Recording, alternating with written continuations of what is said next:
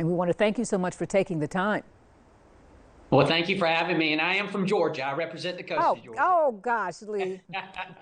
I'm so sorry.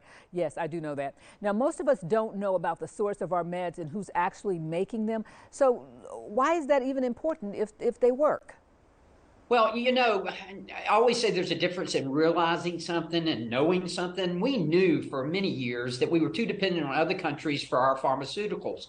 However, we realized it during the pandemic when we started having these drug shortages. And now we've had drug shortages out of the yazoo. I mean, we have had over 30 drugs right now that are short, including amoxicillin. Those are the kind of things that we need to address. And the problem is that we're too dependent on our adversaries for our pharmaceutical needs.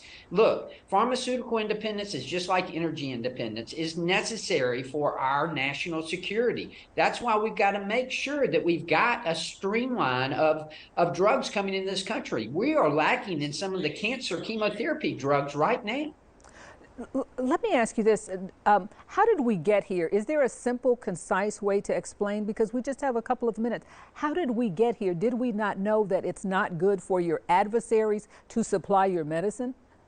Well, that's a good question. And the reason that this happened is because the pharmaceutical manufacturers have gone overseas primarily because of labor cost. And they have the manufacturing plants set up overseas. Not only that, but the active pharmaceutical ingredients, the APIs, that's what's so vitally important.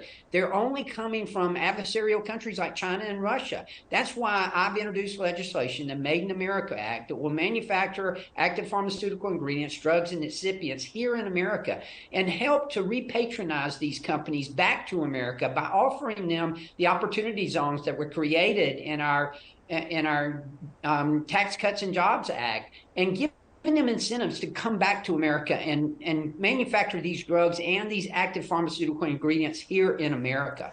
I don't want to be a fear monger, but should we be concerned about the quality of the drugs?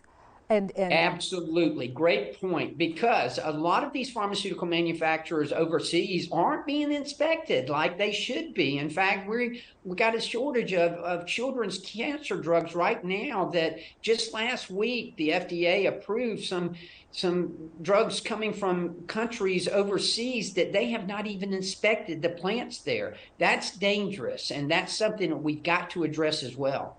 Are you getting any affirmation from the Biden administration?